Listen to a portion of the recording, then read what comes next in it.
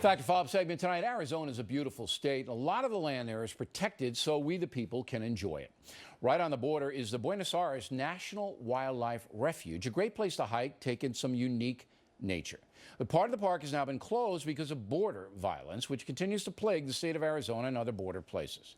Joining us now from Denver, Colorado, is the sheriff of Pinal County, Arizona, Paul Babeu, who is in Colorado on National Guard business. So, Sheriff, the park has been closed for some time, not the whole park, but you can't go in certain levels.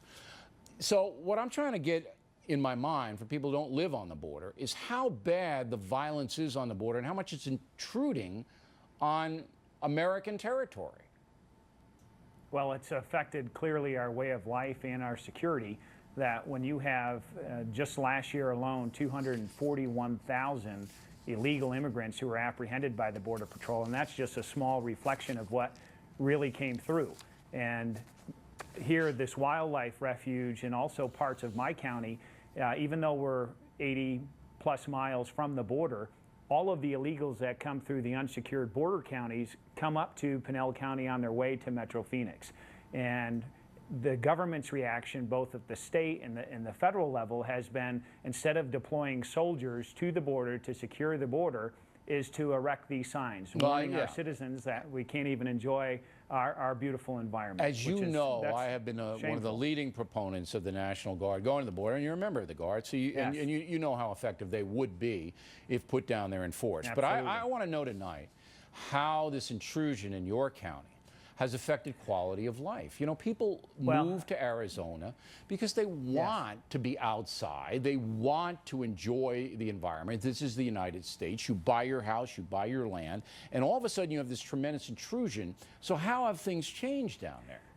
Well, even just, this is my second year as the elected sheriff of Pinal County, and we have seen even pursuits where an officer, a deputy, tries to stop a vehicle, and as most Americans, you'd pull to the side of the road and wait for the officer to approach the vehicle. 64 times in 1 month, just last month, these people took off, fled from our deputies at high rates of speed, intentionally causing traffic wrecks, running red lights, and nearly every time they're armed. And this has resulted in several people being killed, one of my deputies being injured, and that's just part of it. All right, We've so had one of my deputies 5 weeks ago that was shot and by drug smugglers. We had just this past weekend, we had 2 drug smugglers fighting it out in a gun battle with other drug smugglers and competing cartels, not on the border, in Pinal County, just south of Phoenix, and 2 people were killed there. So, okay, so in May, 31 days, you had 2 pursuits a day by people intruding on the United States, not U.S. citizens, 2 a day, and all of them were armed.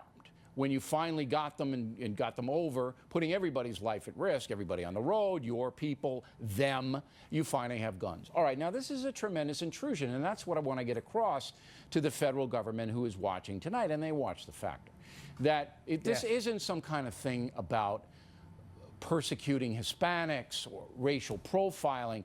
This is about life and death. He had been ranching since 1900. And he's shot dead on his property after writing a note that says, if I'm shot dead, here's the reason why. And you still have a tremendous amount of people, Sheriff, as you know, in the country saying that you guys in Arizona are racist, you're doing this and the other thing. How do you react to that?